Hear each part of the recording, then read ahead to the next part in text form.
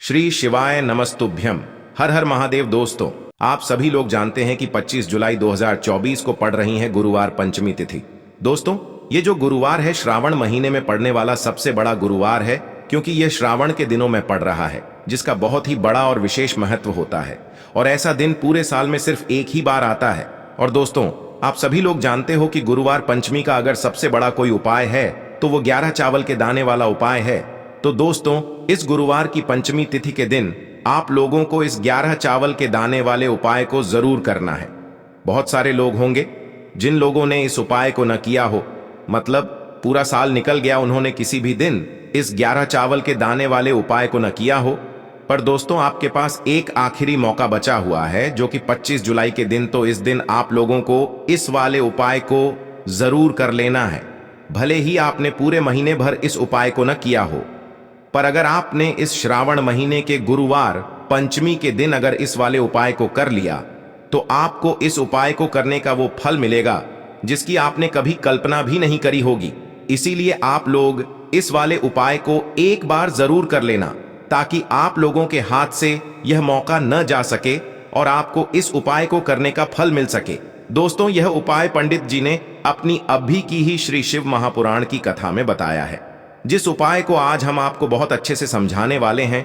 इस वीडियो को देखने के बाद इस उपाय को समझने के लिए आपको कोई और वीडियो को देखने की जरूरत नहीं पड़ेगी। तो चलिए दोस्तों, उपाय को शुरू करते हैं। देखिए, यह इस श्रावण महीने के गुरुवार के दिन यह इतना खास होता है, इतना महत्वपूर्ण होता है। देखा है, कभी कभी बड़े बड़े पूजा पाठ अनुष्ठान से जो मनोकामना पूर्ण नहीं होते, वो श्रावण महीने के दिन एक छोटे से उपाय करने से ही आपकी मनोकामना पूर्ण हो जाती है। और बहुत सारे लोगों ने इस उपाय को किया भी है और उनको इस उपाय को करने का फल भी जरूर मिला है। अगर आप लोग भी इस उपाय को करना चाहते हैं तो आप इस उपाय को पहले अच्छे से समझ लेना, सुन लेना, उसके बाद करना। आपको इस उपाय का फल जरूर मिलेगा। और इस उपाय को कर लेने से आपके घर में चाहे किसी भी प्रकार की दुख और समस्या क्यों न चल रही हो, आपको उसका कारण भी नहीं पता है कि भाई यह समस्या किस कारण से चल रही है। उसका कुछ भी कारण हो सकता है, जैसे पितृ दोष हो सकता है या किसी भी तरह का मंगल दोष भी हो सकता है।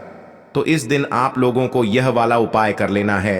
यह एक ऐसा उपाय है जिस उपाय को अगर किसी विशेष दिन पर किया जाए तो भाई उस विशेष दिन का जो है वह तो हमें मिलता ही मिलता है।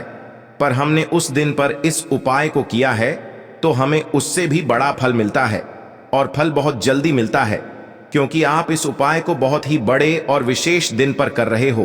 तो चलिए अब उपाय के बारे में बात करते हैं।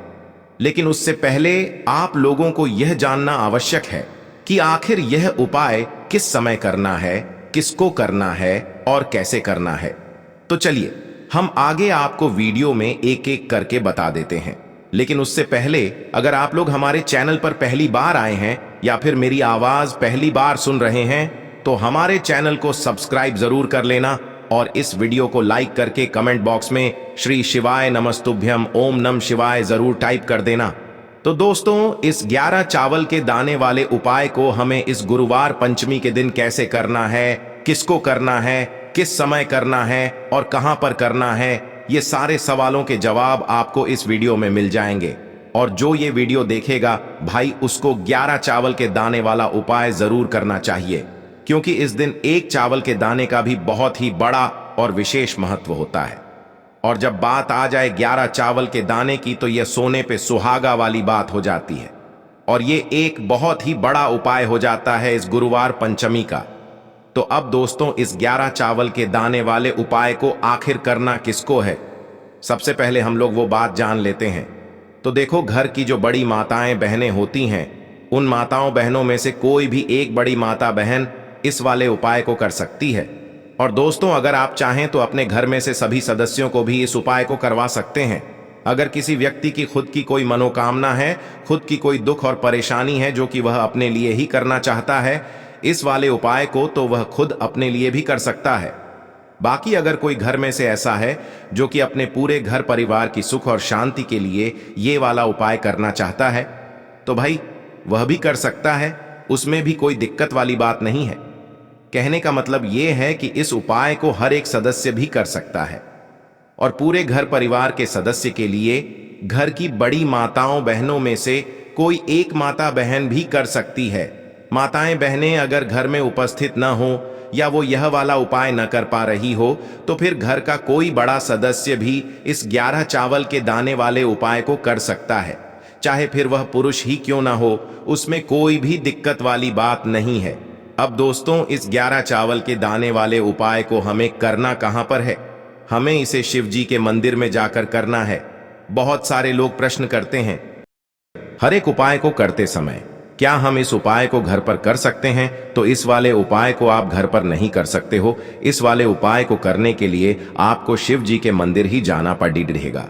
उसके बाद में दोस्तों जो अगला प्रश्न निकल कर आता है वो यह आता है इस उपाय को लेकर कि आखिर इस उपाय को हमें किस समय करना है, सुबह के समय करना है कि शाम के समय करना है? तो देखो, इस वाले उपाय को आप लोग सुबह के समय भी कर सकते हो और शाम के समय प्रदोष काल में भी कर सकते हो। अब अगर आप पूछो कि भाई सबसे उत्तम समय कौन सा रहेगा इस 11 चावल के दाने वाले उपाय को करने का, तो हम आपसे बस यही कहेंगे कि इस उपाय को आप सुबह के समय करेंगे तो ज्यादा बेहतर होगा।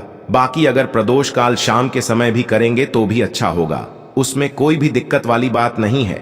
तो अब दोस्तों जो अगली सबसे बड़ी और महत्वपूर्ण बात आती है वो यह आती है कि सुबह अगर हम उपाय को करेंगे तो हमें कितने बजे से लेकर कितने बजे तक के बीच में करना है, और शाम के समय प्रदोष काल में करेंगे तो हमें कितने बजे से लेकर कितने बजे के बीच में करना है। तो देखो, सुबह जितनी जल्दी हो सके आप उपाय को करने की कोशिश करना।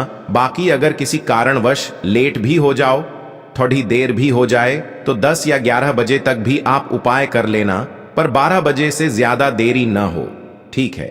इस बात का ध्यान रखना। उसके बाद में दोस्तों अगर शाम के समय प्रदोष काल की बात करें, प्रदोष काल का जो समय होता है वो शाम के 6 बजे से शुरू हो जाता है। मतलब शाम के 6 बजे से लेकर 7 बजे के बीच का जो समय होता है ये समय प्रदोष काल का समय होता है। पर अभी जो मौसम चल रहा है इस मौसम में जो है शाम बहुत देरी से होती है, तो आप इस उपाय को 7 या 8 बजे के बीच में भी कर सकते हो।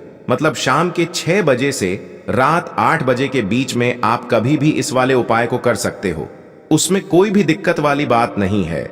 अब दोस्तों यहां पर इस उपाय को लेकर एक और सबसे बड़ी बात यह निकल कर आती है कि इस 11 चावल के दानों को हमें लेना कहां से होता है, और हमें इस उपाय को करने के साथ में क्या और कुछ भी सामग्री ऐसी होती है जो शिव जी के मंदिर लेकर जानी पड़ती है। तो देखो यहां पर हम आपको बता दें, सबसे पहले आप लोग ये जान लो कि यह जो 11 चावल के दाने वाला उपाय है, सिर्फ और सिर्फ आप उपाय की सामग्री लेकर कभी भी शिव जी के मंदिर मत जाना, क्योंकि हमें भगवान के सामने यह नहीं दर्शाना है कि अगर हम भगवान शिव जी के मंदिर आए हैं तो अपने फायदे के लिए आए हैं। तो इसलिए जो भी पूजन सामग्री है उपाय सामग्री है, 11 चावल के दाने, इसके साथ में आपको पूजन सामग्री भी जरूर लेकर जाना है।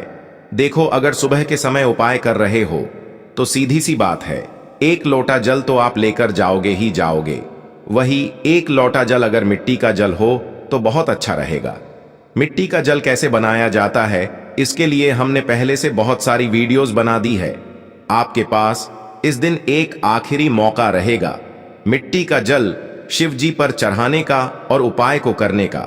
बहुत बड़ा आपको इस दिन फल मिलेगा, तो इसलिए इस दिन हो सके तो भाई मिट्टी का जल चढ़ाना, तो अपने साथ में कम से कम 1 लोटा जल तो आपको लेकर जाना ही जाना है।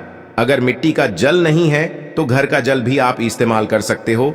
इसके अलावा जो भी पूजन सामग्री है, देखो 11 चावल के दाने ये अलग आपके रहेंगे और जो आपकी पूजन सामग्री रहेगी वो अलग रहेगी। पूजन सामग्री में आप जो भी चीज लेकर जाना चाहे वो लेकर जा सकते हैं, उसमें कोई भी दिक्कत वाली बात नहीं है। वहीं अगर हम बात करें शाम के समय की, तो शाम के समय शिव जी पर जल नहीं चढ़ता है, इसीलिए शाम के समय आप लोग एक दीपक तैयार कर लें जो कि गोल बत्ती का आटे का शुद्ध देसी गाय का घी का होगा, है ना? इस बात का आप लोगों को ध्यान रखना है, और इस दीपक को आपको घर से जलाकर नहीं लेकर जाना है, भगवान शिव जी के मंदिर में जाकर ही जलाना है। इस बात का भी आप लोगों को ध्यान रखना है। अब दोस्तों यहां पर हमें इस बात को समझना है कि यह 11 चावल के दाने हमें लेना कहां से है। क्या हमें दुकान से लेकर आना है, या हमें अपने घर से लेना है, या कहां से लेकर आना है, और कौन से चावल लेना है? क्योंकि चावल भी बहुत प्रकार के होते हैं। तो देखो, इन सभी सवालों के जवाब आप लोग एक बात में सुन लो कि भाई ये जो उपाय है, इस उपाय में आपको ये नहीं देखना है कि भाई कौन से चावल है, कौन से चावल नहीं है। बस जो भी चावल ले रहे हो वो चावल का दाना सबूत होना चाहिए, मतलब साबुत होना चाहिए, टूटा हुआ नहीं होना चाहिए, कटा पिटा नहीं होना चाहिए। ये बात आपको ध्यान रखना है। बाकी आपका चावल बासमती हो या सादा चावल हो या कोई सा भी चावल हो, उसमें कोई भी दिक्कत वाली बात नहीं है।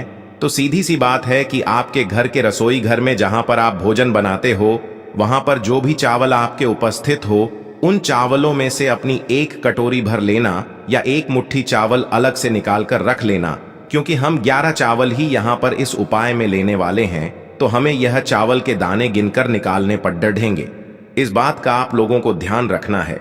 तो अपने उस चावल की कटोरी में से या चावल में से 11 ऐसे चावल के दाने आप लोग निकाल लो जो कि टूटे हुए ना हो, कटे पिटे ना हो, जिनमें कोई दाग ना लगा हुआ हो, है ना। अच्छे साबुत चावल के दाने 11 दाने आप लोग निकाल कर रख लो और इन्हें किसी भी एक कागज की पुड़िया में या किसी एक छोटी सी कटोरी में आप लोग रख लो, ताकि यह सुरक्षित रहे। आपके एक भी चावल का दाना इधर उधर ना हो और आपका उपाय भी पूरा अच्छे से हो जाए। तो भाई जैसे ही आपका उपाय की जो सामग्री है, 11 चावल के दाने ये तैयार हो जाते हैं, उसके बाद मैं आपको जो भी अपनी पूजन सामग्री है, सुबह के समय कर रहे हो तो एक लोटा जल या पूजन सामग्री जो लेकर जाना चाहो उसकी भी तैयारी कर लेना। और शाम के समय जा रहे हो तो भाई अपना जो दीपक है उसे तैयार कर लेना, ठीक है। और उपाय को करते समय शुद्धता का विशेष रूप से ध्यान रखना, ठीक है। सुबह सुबह स्नान करने के बाद ही उपाय को करने की आप लोग तैयारी करना। उसके बाद अगर शाम के समय की बात करें तो शाम के समय आपको स्नान करने की जरूरत नहीं है, पर शुद्धता का ध्यान रखना है। आपको स्नान तो नहीं करेंगे, आप हाथ मुंह धोकर भी इस वाले उपाय को शाम के समय प्रदोष काल में कर सकते हैं। इसमें कोई दिक्कत वाली बात नहीं है। तो आप अपने उपाय की पूरी सामग्री तैयार करके आपके पास ही में जो आपका शिव मंदिर हो वहां पर पहुंच जाइए। सबसे पहले शिव मंदिर में जाकर आप लोगों को उपाय नहीं करना है, पहले भगवान के दर्शन करना है, भगवान से आशीर्वाद प्राप्त करना है। फिर शिव जी की शिवलिंग के पास में आना है। शिवलिंग के पास में आने के बाद आप जो पूजन सामग्री लेकर आए हुए हैं, जैसे कि सुबह गए हुए होंगे तो एक लोटा जल और जो भी पूजन सामग्री लेकर आए हैं, आप उनसे भगवान शिव जी की पूजन कीजिए। सबसे पहले तो एक लोटा जल ही चढ़ेगा, उसके बाद में आपकी पूजन सामग्री चढ़ेगी। उसके बाद में अगर दोस्तों शाम के समय अगर आप इस उपाय को कर रहे हो तो अपने साथ में कम से कम एक जो दीपक है गोल बाती का जो आप अपने साथ में लेकर गए हो, उस दीपक को मंदिर में जाकर अपनी माचिस से जलाना है और उस दीपक को शिवलिंग के पास में रखना है, ठीक है। इस दीपक को रखने के बाद ही आप लोगों को अपना ये वाला उपाय शुरू करना है। और दीपक को ज्यादा पास में मत रखना, वैसे भी गर्मी पड़ रही है, भगवान शिव जी को आंच नहीं लगनी चाहिए, है ना।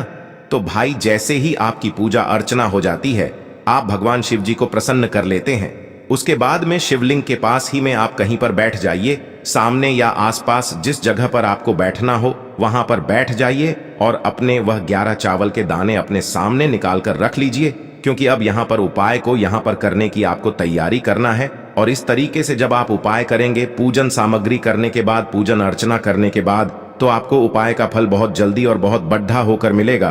तो अपने 11 चावल के दाने अपने सामने निकाल कर रख लेना। और यह जो उपाय है यह आपकी सीधे हाथ की हथेली से होगा, इसलिए इस बात का भी विशेष रूप से ध्यान रखना है। तो सीधे हाथ की हथेली का प्रयोग करके ही आप लोग अपना इस वाले उपाय को करना। अपने सामने जो भी आपकी कागज की पुड्डियां है उसको खोल कर रख लो, या कटोरी है तो भाई उसे अपने सामने रख लो और अपने वह 11 चावल के दाने निकाल लो, ठीक है। उसके बाद में दोस्तों अब आपको क्या करना है कि शिवलिंग आपके सामने होगी, तो आपने वह 11 चावल के दाने एक एक करके आपको शिव जी के शिवलिंग के ऊपर चढ़ाना है। कहां पर चढ़ाना है? शिवलिंग के ऊपर चढ़ाना है और कहीं पर भी नहीं चढ़ाना है। आपको अपने हथेली से तो शिवलिंग के ऊपर चढ़ना है, भले ही फिर वो अपने आप जलाधारी पर गिर जाए या मतलब वहीं पर गिर जाए, उसमें कोई दिक्कत वाली बात नहीं है, पर आप चढ़ाओ शिवलिंग के ऊपर ही। तो आपको क्या करना है, अपना पहला चावल का दाना उठाना है, श्री शिवाय नमस्तुभ्यम बोलना है और शिवलिंग पर चढ़ा देना है। इसी तरीके से दूसरा चावल का दाना उठा है, शिवलिंग पर चढ़ाना है और मंत्र बोल देना है। और फिर तीसरा चावल का दाना उठाना है, श्री शिवाय नमस्तुभ्यम बोलना है और चढ़ा देना है। इसी प्रकार से आपको पूरे 11 चावल के दाने एक एक करके शिव जी के शिवलिंग के ऊपर चढ़ाना है और भगवान से प्रार्थना करते जाना है। मतलब प्रार्थना तो आपको आखिरी में करना है, पर हर एक चावल के दाने को चढ़ाते समय श्री शिवाय नमस्तुभ्यम जरूर बोलना है। उसके बाद ही में यह चावल का दाना शिवलिंग के ऊपर आपको चढ़ाना है। जैसे ही आपके 11 चावल के दाने शिवलिंग के ऊपर चढ़ जाते हैं तो भाई उसके बाद में आपको क्या करना है, भगवान से अपनी मनोकामना बोलना है। मनोकामना भी कब बोलना है, जब आपका 11 चावल का दाना आपके सीधे हाथ की हथेली में हो और आप उसे चढ़ाने के लिए जा रहे हो। श्री शिवाय नमस्तुभ्यम बोलकर उस आखिरी चावल के दाने को शिवलिंग के ऊपर चढ़ा देना और भगवान से फिर अपनी वह मनोकामना बोल देना, जिस मनोकामना के लिए आप लोग अपना यह वाला उपाय कर रहे हो। जिस भी दुख और परेशानी के लिए आप लोग अपना यह वाला उपाय कर रहे हो, उसके बाद में जैसे ही आप अपनी मनोकामना बोल देते हो, आपका यह वाला उपाय पूरा हो जाता है। पर दोस्तों, उपाय को करने के बाद आप लोगों को 2 मिनट भगवान शिव जी के मंत्र का जाप जरूर करना है। और मंत्र का जाप करने के बाद भगवान से एक और बार प्रार्थना करना है अपनी मनोकामना के लिए या अपनी जो भी दुख और परेशानी है उसके लिए। इसके बाद में आप लोग भगवान को देखकर भगवान से प्रार्थना करके उनसे आशीर्वाद लेकर वहां से उठ सकते हैं और अपने घर पर जा सकते हैं। बस दोस्तों, यहां पर यह वाला उपाय पूरा हो जाता है। इस तरीके से जो भी व्यक्ति छोटी छोटी चीजों का ध्यान रखते हुए इस 11 चावल के दाने वाले उपाय को करेगा, निश्चित सी बात है उसे उसकी मनोकामना जल्द ही पूर्ण होगी और जो भी दुख और परेशानी है वो भी बहुत ही जल्दी दूर होंगे। और दोस्तों, अगर आपको हमारी ये वीडियो पसंद आई हो तो हमारे इस वीडियो को लाइक और चैनल को सब्सक्राइब जरूर करें। हर हर महादेव, ओम नमः शिवाय।